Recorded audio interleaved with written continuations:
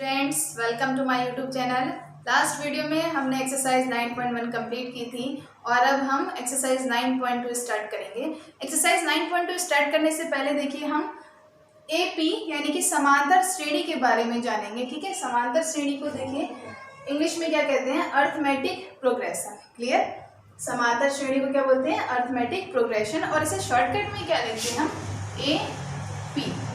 Clear, तो जहां पर भी समांतर श्रेणी की बात आएगी हम उसे शॉर्टकट में क्या बोलेंगे, एपी। क्लियर, तो देखिए समांतर श्रेणी क्या होती है। ठीक, एक ऐसी श्रेणी जिसके पूर्व पद में एक निश्चित संख्या जोड़ करके आगे आने वाला पद बनाया जाता है। ठीक है, एक ऐसी श्रेणी, एक ऐसी सीरीज जिसके पूर्व पद में एक निश्चित संख्या जोड़ करके यानी कि एक फिक्स नंबर अगर हम जोड़ दें तो आगे आने वाला टर्म मिल जाए हमें। ठीक है, उसे हम क्या बोलते हैं, समांतर श्रेणी कहते हैं। क्लियर, देखिए जैसे एग्जांपल मैंने लिया यहाँ पे 2। ठीक है, अब मैं कोई सी भी एक निश्चित संख्या ले लेती हूँ। सपोज दैट मैंने निश्चित संख्या ली 3। ठीक है, एक फिक्स नंबर ले लिया 3। मुझे क्या करना है, इस 3 को ही जोड़ना है या 3 को घटाना है। ठीक है, जोड़ने या घटाने पर। तो देखिए 2 में 3 जोड़ दूँ तो क्या आ जाएगा, 5। 5 में 3 ऐड करेंगे तो कितना आएगा, 8। ठीक, 8 में 3 ऐड करो 11। ठीक, इस तरीके से dot dot dot dot dot. Clear, हम और भी कह सकते हैं। देखिए जैसे मैंने यहाँ 1 लिया, 3, 5, 7, 9, 11 dot dot dot dot dot. ठीक, हमने क्या देखा, देखिए इसमें एक में 2 जोड़ा तो 3, 3 में 2 जोड़ा 5, 5 में 2 जोड़ा 7, 7 में 2 जोड़ा 9 और 9 में 2 जोड़ा 11।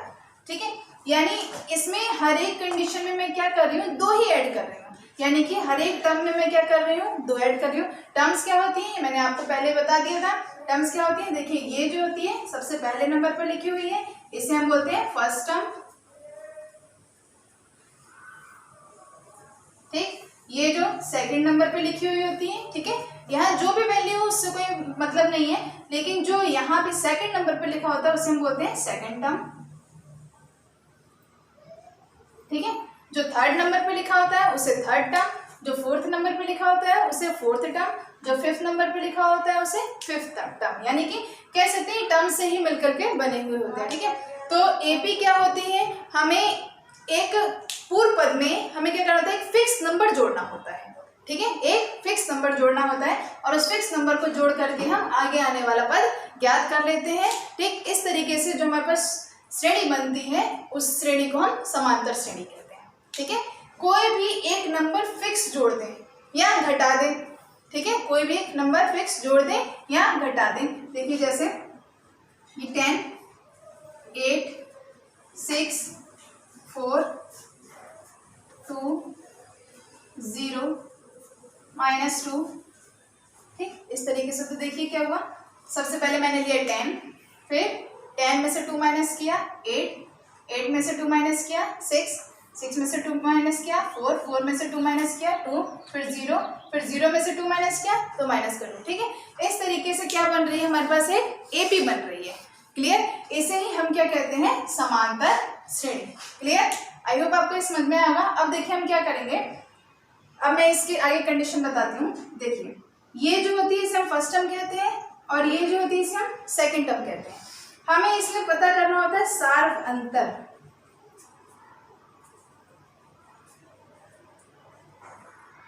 ठीक है, सार्वंतर, सार्वंतर को हम इंग्लिश में डी से नोट करते हैं जिसे हम बोलते हैं कॉमन डिफरेंस।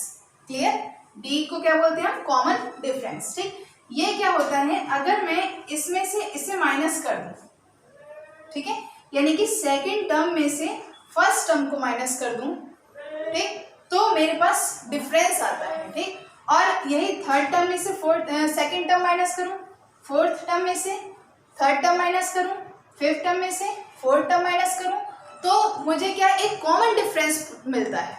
ठीक है, कॉमन डिफरेंस मिलता है। जैसे देखिए यहाँ से 8 में से 10 माइनस करेंगे तो क्या बचेगा, -2। ठीक, 6 में से 8 माइनस करेंगे तब भी क्या बचेगा, -2। फिर 4 में से 6 माइनस करेंगे तब भी क्या बचेगा, -2। ठीक है, यानी कि जो कॉमन डिफरेंस होता है जिसे हम डी से डिनोट करते हैं वो क्या होता है, second term minus first term. Clear, second term minus first term. ठीक, अब देखिए आगे हम आते हैं। देखिए अगर हमारे पास कोई एक सीरीज दे रखी हो, ठीक है, और बोले कि उसका आगे का पद लिखो, ठीक है, जैसे कि किसी भी इसमें, जैसे कि हमारे पास ये सीरीज दे रखी है, इसमें 10, 8, 6, 4, 2, 0, -2 इतना दे रखा है। अब आगे बोले आगे वाला टर्म लिखो, यहाँ पे क्या आएगा, फिर उसके आगे वाला टर्म लिखो, वहाँ क्या आएगा। तो हम वहाँ लिखने के लिए क्या करते हैं, हमारे पास फॉर्मूला होता है। देखिए क्या फॉर्मूला होता है, जो सबसे पहले नंबर पे लिखा हुआ होता है उसे हम बोलते हैं ए। क्लियर, जो सेकंड नंबर पे लिखा हुआ होता है उसे हम बोलते हैं ए प्लस डी। ठीक, प्लस डी क्यों करते हैं, क्योंकि मैंने आपको क्या बोला था कि हम एक निश्चित संख्या जोड़ते हैं या घटाते हैं, तो हम हर कंडीशन में ए में ही उस डी को जोड़ देंगे। ठीक है, तो देखिए यहाँ पे ए में डी जोड़ा, फिर अगला होता है ए प्लस 2d, उसके अगला होता है ए प्लस 3d। ठीक, फिर इसका अगला होता है ए प्लस 4d। ठीक, इस तरीके से हम आगे लिखते जाते हैं। ठीक है, यानी कि जो फर्स्ट टर्म होती है उसका सूत्र क्या होता है, यानी फॉर्मूला क्या होता है, ए, सेकंड का ए प्लस डी, थर्ड का ए प्लस 2d, फोर्थ का ए प्लस 3d, फिफ्थ का ए प्लस 4d। ठीक है, ऐसे ही लास्ट में हम पहुंचेंगे एन टर्म पर। ठीक है, तो उसका क्या होगा, A plus N minus 1 into D. ठीक है, एन माइनस 1 क्यों होगा, क्योंकि देखिए पहले टर्म में डी नहीं है, डी कितना है, 0 है। ठीक, यहाँ पे कितना है, 1d है, यहाँ पे 2d है, यानी कि देखिए थर्ड नंबर पे है तो 2 है, फोर्थ नंबर पे है तो 3 है, फिफ्थ नंबर पे है तो 4th है, ऐसी nth नंबर पे होगा तो n में से एक कम होगा, क्योंकि देखिए ये फिफ्थ नंबर पे है तो फिफ्थ में से एक कम है ना, और ऐसे यहाँ पे n नंबर पे है तो n में से भी क्या होगा, एक कम होगा। क्लियर। ठीक, तो इस तरीके से हम ये जो हमारे पास फॉर्मूला है इसके जरिए हम क्या करते हैं, आगे के टर्म्स फाइंड कर लेते हैं। क्लियर। ठीक है, first term, second term, third term, fourth term, fifth term, sixth term, terms आपको समझ में आए। एपी किसे कहते हैं वो भी आपको समझ में आएगा कि किसी भी एक पूर्व नंबर में, ठीक है, किसी भी पूर्व नंबर में हम क्या करें, एक फिक्स नंबर जोड़ दें या घटा दें तो आगे आने वाली सीरीज प्राप्त हो जाती है, यानी आगे आने वाला टर्म प्राप्त हो जाता है, उसे हम क्या कहते हैं, एपी कहते हैं। क्लियर, जोड़ने या घटाने पर। क्लियर। ठीक, अब हम देखिए कुछ इसके फॉर्मूले लिखेंगे। देखिए अब ये फॉर्मूले हैं कि किसी एपी के पदों को ज्ञात करना जबकि प्रथम पद ए तथा सार्वंतर डी। ठीक है, प्रथम पद अगर ए हो और सार्वंतर डी दिया हुआ हो तो एपी के पदों को कैसे ज्ञात करते हैं। देखिए पहला पद ए, ठीक, दूसरा पद निकालने के लिए ए प्लस डी, यानी कि ए की वैल्यू प्लस डी की वैल्यू, फिर तीसरा पद निकालने के लिए ए प्लस 2d। ठीक है, यानी कि फर्स्ट टर्म निकालने के लिए ए, सेकंड टर्म निकालने के लिए A plus D, third term के लिए A plus 2d, fourth term के लिए ए प्लस 3d। देखिए फोर्थ टर्म है और एक कम है इसमें डी में, ठीक है, यानी कि ए प्लस 3d, और टर्म कौन सी है ये, फोर्थ टर्म। ठीक, ऐसी nth टर्म निकालने के लिए A plus N minus 1 into D. ठीक है, यानी कि जिस नंबर का होगा, जैसे कि थर्ड नंबर पे है तो इसमें डी कितना कम होगा, एक कम होता है। ठीक है, यानी कि डी का कोएफिशिएंट एक कम होता है।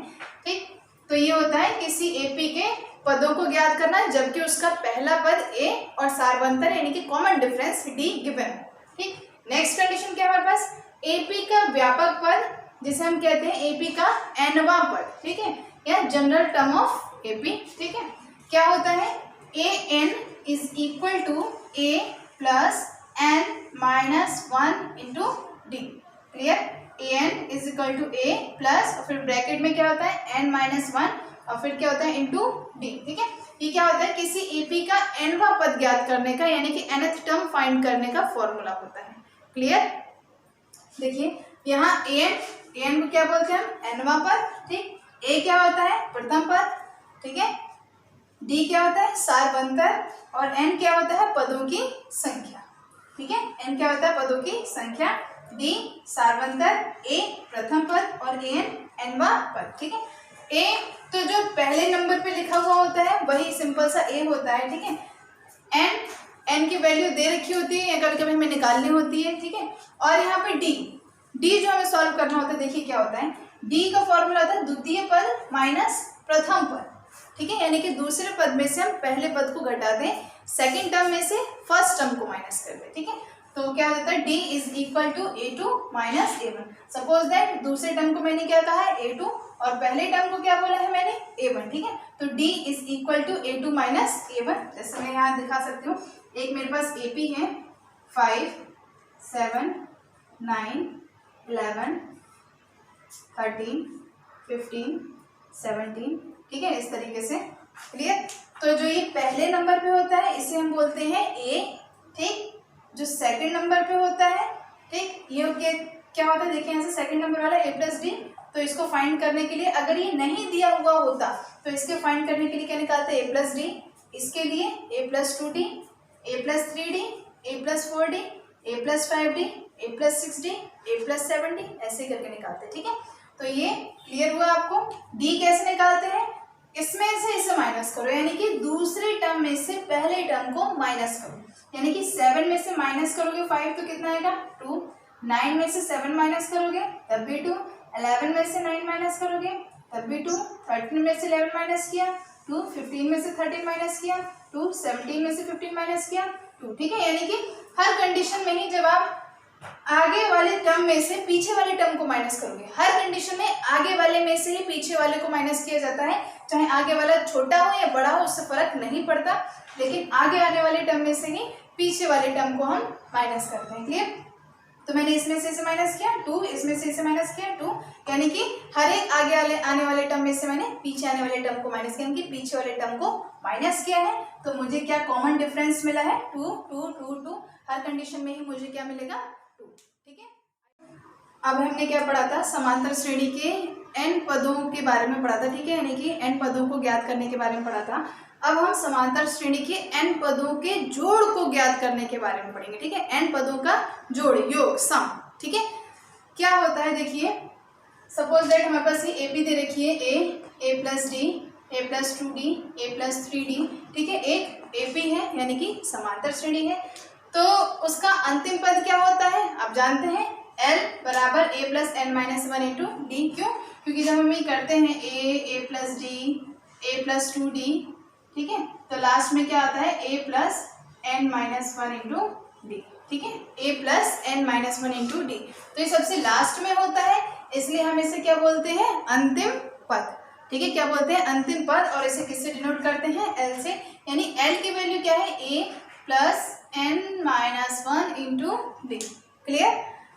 तो AP के n पदों का योगफल अगर ज्ञात करना हो, ठीक है, पहले हम इसके बारे में थोड़ा डिस्कस करेंगे। देखिए जैसे हमारे पास AP दे रखी है 2, 4, 6, 8, 10, 12, ठीक है, तो लास्ट में है 500। क्लियर। तो देखिए ये फर्स्ट टर्म है A, ये a plus D, a plus 2d, a plus 3d, a plus 4d और a plus n minus 1d, ये होता है ना लास्ट टर्म। तो a plus n minus 1d की वैल्यू कितनी दे रखी है, 500, ठीक है। तो देखिए इस पूरे का हमें सम निकालना है, ठीक है, सम मतलब जोड़ निकालना है। तो देखिए 2 में 4 जोड़ेंगे 6, फिर 6 में 6 जोड़ेंगे 12, 12 में 8 जोड़ेंगे 20, 20 में 10 जोड़ेंगे 30, ठीक है, फिर 30 में 12 जोड़ेंगे 42, ठीक। इस तरीके से अगर हमें 500 तक टोटल जोड़ना हो तो ये बहुत डिफिकल्ट पड़ेगा। इसके लिए हमारे पास क्या है, एक सूत्र होता है, देखिए AP के n पदों का योगफल, यानी कि जितने पद दे रखे हो 500, 1000, 2000 जो भी हो, ठीक है, उसके n पदों का योगफल ज्ञात करने के लिए देखिए सूत्र है Sn बराबर n बटे 2 यानी कि n/2, फिर ब्रैकेट में क्या है 2a plus n minus 1 into D. Clear. Sn is equal to n/2, फिर ब्रैकेट 2a प्लस फिर स्मॉल ब्रैकेट n माइनस 1 और फिर d, ठीक है। क्लियर। Sn को क्या कहते हैं हम, n पदों का योगफल। a क्या होता है, प्रथम पद, d क्या होता है, सारवंतर, और n क्या होता है, पदों की संख्या, ठीक है। a d n को तो हमने AP में भी पढ़ा है, यानी कि AP के पदों को ज्ञात करने में भी पढ़ा है। यहाँ पे सिर्फ क्या है, Sn यूनिक है, अलग है मतलब, ठीक है। तो Sn is equal to n पदों का योगफल। Sn को क्या बोलते हैं, n पदों का योगफल, ठीक। ये हो गया हमारे पास। अब देखिए हम ये जो हमारे पास कंडीशन दे रखी है, यानी कि जो फॉर्मूला गिवन है, इसको हम दूसरे फॉर्म में लिख सकते हैं, Sn is equal to n/2। ठीक, 2a को हम क्या लिख सकते हैं, a प्लस a लिख सकते हैं, फिर ये प्लस n-1 इंटू डी। ठीक, तो ये हो जाएगा n/2 a प्लस। अब देखिए ये तो मैंने लिख दिया a प्लस, अब मेरे पास बचा a plus n-1 into D. देखिए a plus n-1 into D बराबर l, यानी कि इस पूरे की जगह क्या आ जाएगा, l। क्लियर? ठीक है, यानी कि Sn बराबर क्या हुआ, n/2 और ब्रैकेट में a प्लस l। ठीक, तो हम क्या कर सकते हैं, इसकी जगह ये भी यूज कर सकते हैं, कब, जबकि हमारे पास l हो गिवन। ठीक है, l मतलब अंतिम पद, l को हम क्या बोलते हैं, अंतिम पद।